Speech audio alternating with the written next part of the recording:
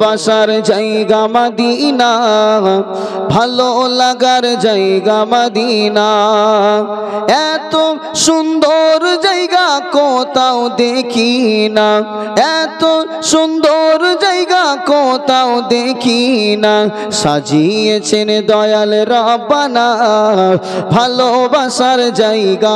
সকলে বলুন মদিনা, বলুন মোহাব্বত করে, ভালোবাসার জায়গা। সবাই বলবেন না? ভালোবাসার জায়গা মদিনা, ভালো লাগার জায়গা মদিনা। মদিনা শরীফে নূরের খাজিনা, মদিনা শরীফে নূরের খাজিনা।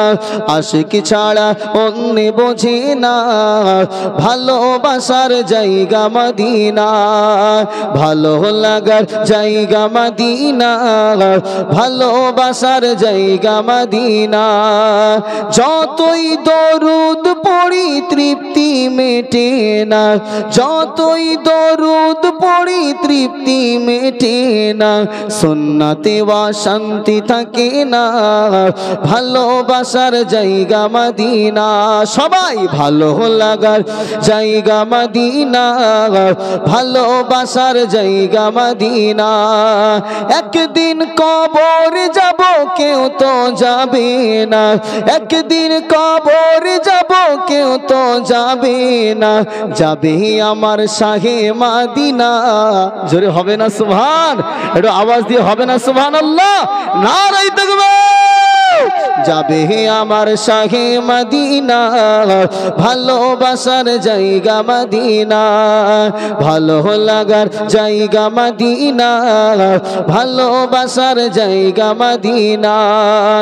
আমার জীবনে অনেক বেশি গোনা, আমার জীবনে অনেক বেশি গোনা।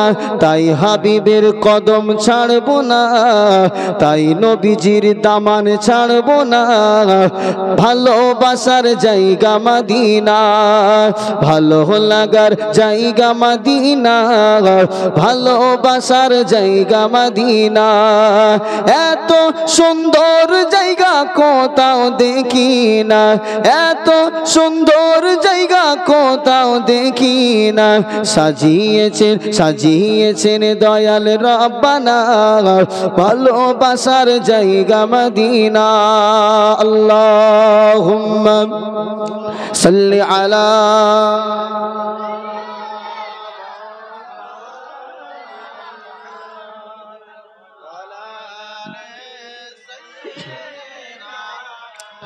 মাওলানা মুহাম্মদ সাল্লাল্লাহু আলাইহি ওয়াসাল্লাম।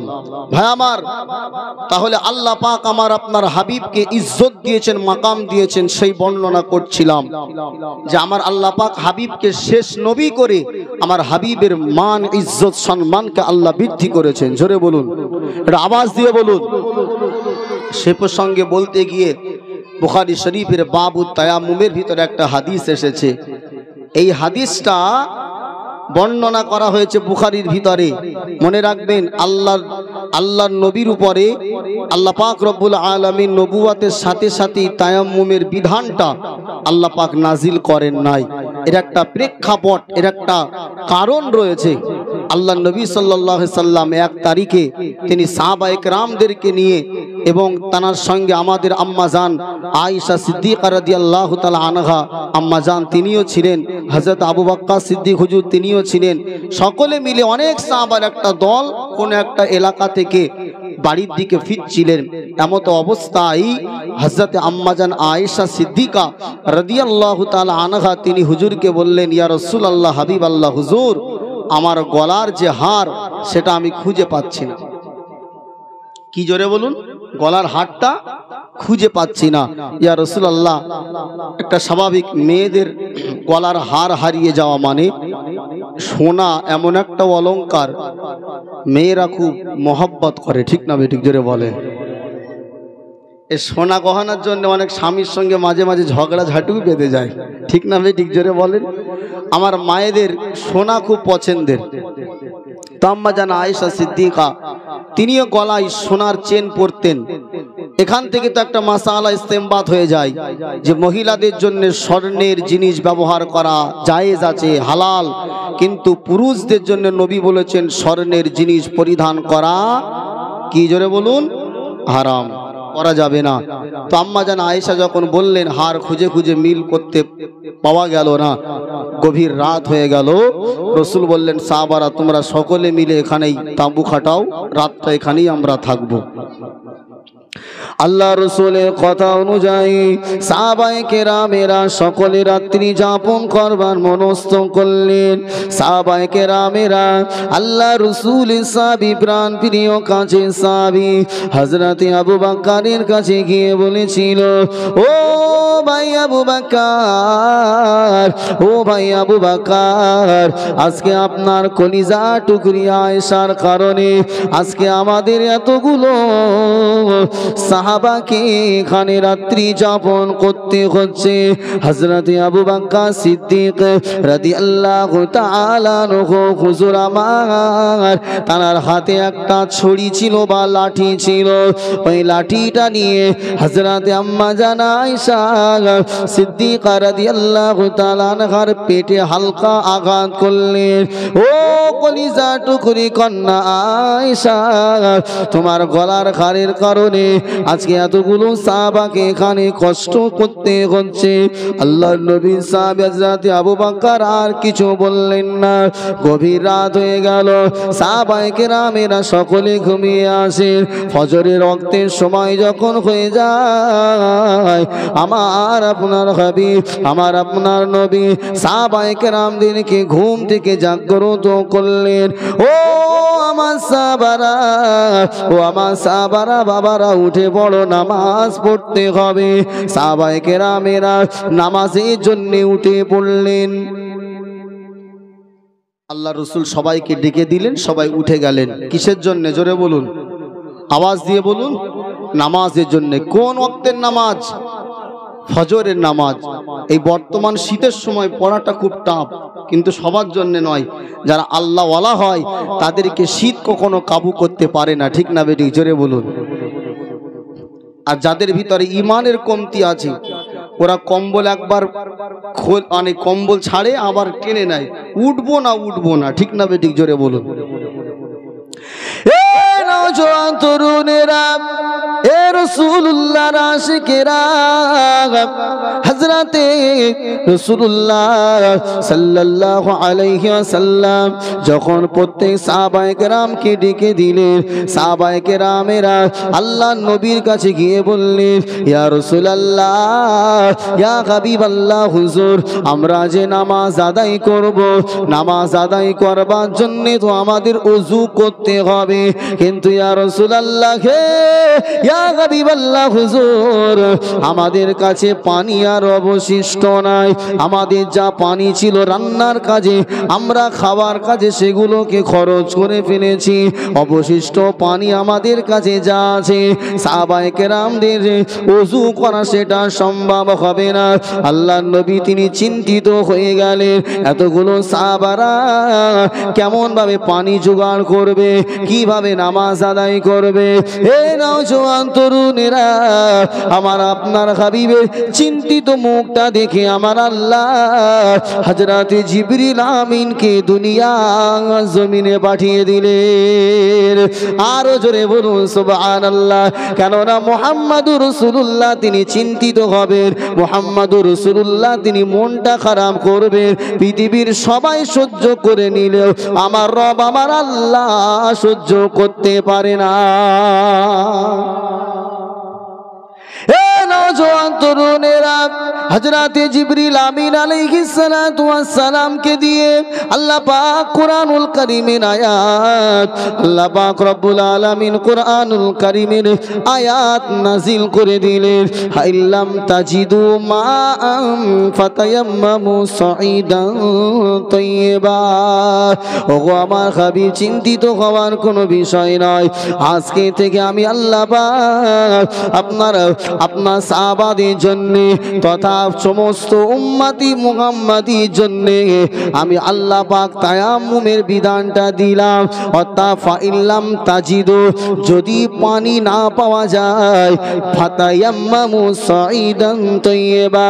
ওগো আমার হাবিব, ওগো আমার দোস্ত, ওগো আমার নবী, আপনার সাহাবায়ে কেরাম, কোরআন হয়তো কোনো কারণবশত কোরআনের আয়াতগুলো নাজিল হয়, কিন্তু এর হুকুমের বিধান কিয়ামতের সকাল পর্যন্ত থেকে যায়। জোরে বলুন সুবহানাল্লাহ। এই তায়াম্মুমের বিধানটা আমার আল্লাহ পাক আমার আপনার হাবিবের উপরে নাজিল করে গোটা উম্মতি মুহাম্মাদির জন্য তায়াম্মুমের বিধান হয়ে গেল। সাহাবায়ে কেরামেরা তায়াম্মুম করে নামাজ আদায় করে নিলেন। নামাজটা আদায় হয়ে যাওয়ার পরে আল্লাহ রাসূল সাহাবারা সকালবেলা যখন সকালবেলা যখন সকলে দাঁড়িয়ে আছে, এমত অবস্থায় আল্লাহ রাসূলের স্ত্রী আমাদের আম্মা জান হযরতে আয়েশা সিদ্দিকা রাদিয়াল্লাহু তাআলা আনহা, উনি যে উটের পৃষ্ঠে আরোহণ করেছিলেন, ওই উটটা যখনই উঠেছে দেখা গেল উটের পিঠের নিচে আম্মা জান আয়েশার হাতটা রয়ে গেছে। জোরে বলুন। এখান থেকে একটা সিদ্ধান্ত শোনেন, এই যে হাতটা হারিয়ে যাওয়া এটা আমার আল্লাহর ইচ্ছা। জোরে বলুন সুবহানাল্লাহ। কেন আম্মা জান আয়েশার হাত যদি না হারায়, সাহাবায়ে কেরামদের রাত ওখানে কাটাতে আর হয় না, আর রাত যদি না কাটায় তাহলে তায়াম্মুমের বিধানটাও দুনিয়াতে আসে না। অর্থাৎ হারিয়ে যাবে, রাসূলুল্লাহ সাহাবারা ওখানে রাত্রি যাপন করবেন, এই ওসিলা করে তায়াম্মুমের মতন একটা বিধান আমার আল্লাহ উম্মতি মুহাম্মাদিকে উপহার দেবেন। একবার জোরে বলুন সুবহান। আরো জোরে হবে না সুবহানাল্লাহ? বাবাজি, আপনাদের সমস্যা হচ্ছে, ও জিজ্ঞাসা করলেই শুধু বলবে হ্যাঁ বলেন, কিন্তু মনে মনে অন্য ইচ্ছা। আর এই এতেকাফের নিয়ত করে বসলাম, মুখ আর খুলবো না, এরকম পরিকল্পনা আছে নাকি আপনাদের? যদি না থেকে একটু মহাব্বতে তাকবীর দেন, নারায়ে তাকবীর। আওয়াজ হলো না, একটু জোরে হবে না নারায়ে তাকবীর? বাবাজি আমার, যেহেতু আলোচনা আমাকে করতে হবে 1-1.5 ঘন্টা, আমি যদি একটানা আলোচনা করে যাই, চোখ বুঝকে টান দিয়ে গেলাম, চোখ খুলে দেখি 3টে মানুষ আর সামনে নাই। কেন রাত 12টার পরে ওয়াজ নসিহত করা মানুষের দিমাগ বুঝতে হবে, মুক্তাজায় হাল বুঝতে হয়। এখন যদি আমি ওয়াজ করে যাই, আপনারা ঘুমিয়ে টলে পড়লেন। সেই জন্য মাঝে মাঝে একটু রাসূলুল্লাহর শান যদি গায়, আপনাদের অসুবিধা আছে নাকি?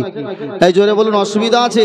আমার তো মনে হয় না যে রাসূলুল্লাহর শান মান গাইলে আপনাদের সমস্যা হবে, কেননা আমরা হচ্ছে প্রত্যেকে সুন্নি জামাতের মানুষ, ঠিক না বেঠিক? জোরে বলুন, কথা বলুন, ঠিক না বেঠিক? তা আমরা রাসূলুল্লাহ সুন্নিয়াতকে জিন্দা করব, জিন্দা রেখেছি এবং কিয়ামত পর্যন্ত রাখবো। সকলে বলুন ইনশাআল্লাহ। ভাই আমার, তাহলে আমার রাসূলুল্লাহর ইজ্জত বাড়িয়েছেন কে? একটু জোরে বলুন কে? কেউ যদি রাসূলুল্লাহর এই সম্মানকে মনে করে আমি মাটির সাথে মিশিয়ে দিতে চাই, কেউ যদি মনে করে রাসূলুল্লাহকে অসম্মান করে আমি সমাজের বুকে প্রতিষ্ঠিত হবে, আপনার ঈমান কি বলে? আপনার বিশ্বাস কি বলে? যে রাসূলকে আমার আল্লাহ সবচাইতে কাছের মনে করেছেন, যে রাসূলকে দাওয়াত করে নিজের কাছে মেরাজে নবীজিকে ডেকে নিয়ে গিয়েছেন, সেই নবীকে যদি দুনিয়ার জমিনে কেউ অসম্মান করে, এটা আমার আল্লাহ সহ্য করবে? এই জোরে বলুন, করবে? যারাই রাসূলুল্লাহর সঙ্গে বিয়াদবি করেছে, আল্লাহ তাদের পরিণতি খুব খারাপ করেছে। আর যারা বর্তমান করছে, তারা মনে করছে আমাদের কিছু হবে না। মনে রেখো, আল্লাহ যখন ধরবে, ইন্না আযাবা রাব্বিকা লাওয়াকি মা লাহু মিন দাফি, আল্লাহর আযাব যখন আসবে, ওটার মোকাবেলা করবার ক্ষমতা কারোর হবে না। জি জোরে বলুন, ঠিক না বেঠিক? পার্শ্ববর্তী দেশ বাংলাদেশ, আপনাদের দেখেছেন তো, এক জালিম ছিল, জালেমা ছিল, জানেন তো? কথা বলছেন না কেন? আল্লাহ তাকে বিদায় করেছে না করেনি? কিন্তু অনেক দিন জ্বালিয়েছে মুসলমানকে বাবা মার। তাই যাই হোক, যারা কোরআনের বিরোধিতা করে, আল্লাহ রসুলের ওয়ারিস অর্থাৎ আলেমদের বিরোধিতা করে, আমার আল্লাহ তাদেরকে ছাড়, জোরে বলুন, দেবে না। তাই আমার আলোচনা হচ্ছে খতমে নবুওয়াত, নবী হচ্ছেন আমাদের শেষ নবী, এটাই হচ্ছে আমাদের বিশ্বাস। একবার জোরে বলুন সুবহানাল্লাহ। আল্লাহ নবী আমার নবী নূর নবী হাবিবুল্লাহ জনাবে মুহাম্মদুর রাসূলুল্লাহ সাল্লাল্লাহু তাআলা আলাইহি ওয়াসাল্লাম নবী আমার সাহাবায়ে কেরামদেরকে বলেছে, ও আমার সাহাবারা, ও আমার সাহাবারা, বাবারা শোনো শোনো, আমি নবী যে শেষ নবী তার উদাহরণটা হলো এমন। হাদিস শরীফের ভিতরে লেখা আছে, আল্লাহ নবী বলেছেন কিছু মানুষ একটা রাজপ্রাসাদ তৈরি করেছে, সুন্দর ঘর তৈরি করেছে, ওই ঘরটাকে দেখবার জন্য কিছু মানুষ উপস্থিত হয়েছে। ঘরের কারুকার্য দেখে, ঘরের সৌন্দর্য, সুন্দর কারুকাজ দেখে অনেকেই প্রশংসা করছে, কিন্তু দেখা যায় এত সুন্দর ঘরের ভিতরে একটা ছোট্ট খুঁত রয়ে গেছে, যে ইটগুলো পরস্পর পরস্পর সুন্দর করে গাঁথনি দেওয়া, কিন্তু একটা জায়গায় ফাঁকা রয়ে গেছে। ওই জায়গাটাই ইটটা দিলে সুন্দর পরিপূর্ণ হয়ে যায়। ও আমার সাহাবারা, আল্লাহ পাক দুনিয়া জমিনে নবী পয়গম্বর আলাইহিমুস সালামদেরকে পাঠিয়েছেন।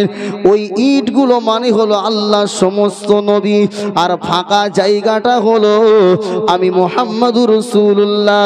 আল্লাহ পাক আমাকে দিয়ে ওই ফাঁকা জায়গাটাকে পরিপূর্ণ করে আমার আল্লাহ রিসালাতের দরওয়াজাটা বন্ধ করে দিয়েছেন। জোরে বলুন সুবহানাল্লাহ।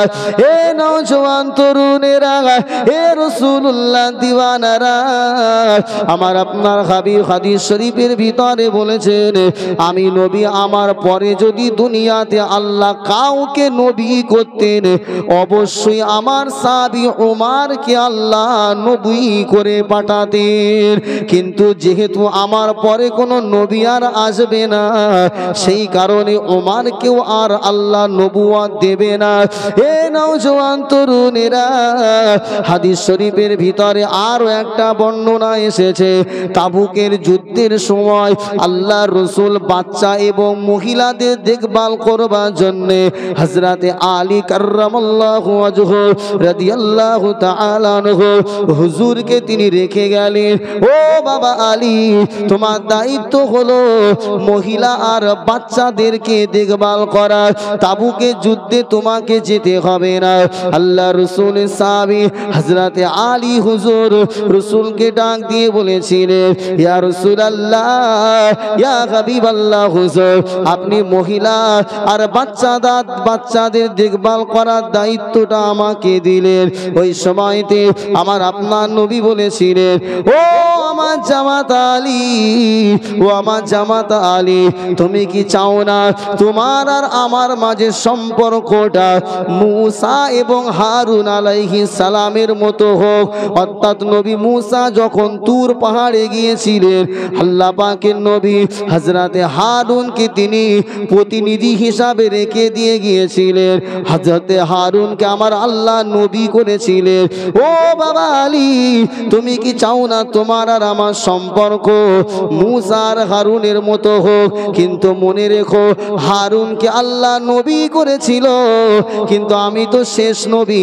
তোমার সঙ্গে আমার সঙ্গে মুসা হারুনের মতো সম্পর্ক যদি হয়েও যায়, কিন্তু আল্লাহ তোমাকে কোনোদিন নবী আর করবে না, কেননা আমি হলাম আল্লাহর পক্ষ থেকে আখিরি নবী।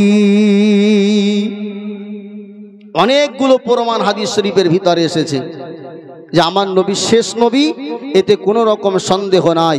কিন্তু তারপরেও আমার দুঃখ লাগে, আমার কষ্ট হয় যে এত প্রমাণ কোরআন হাদিসে থাকার পরেও যারা আমার রাসূলুল্লাহর খাতমে নবুওয়াত সম্পর্কে অবিশ্বাস করে, তাদের প্রতি আমার আফসোস, আমার তাদের প্রতি কষ্ট যে মুহাম্মদুর রাসূলুল্লাহকে তারা কোন যুক্তিতে শেষ নবী হিসাবে মানতে পারে না। ভাই আমার, মনে রাখতে হবে, আমার আপনার নবী মুহাম্মদুর রাসূলুল্লাহ সাল্লাল্লাহু তাআলা আলাইহি ওয়াসাল্লামকে আল্লাহ পাক রব্বুল আলামিন এতটা ইজ্জত, এতটা মাকাম, এতটা সম্মান দিয়েছেন যে আমার আল্লাহ বলেছেন যে আমার হাবিব ময়দানে মাহশারে যেদিন আমি আল্লাহ আমার কাছে কিছু চাইবে, আমার হাবিব চাইতে থাকবে, আমি আল্লাহ দিতেই থাকবে। একবার জোরে বলুন সুবহান, আরো জোরে বলুন।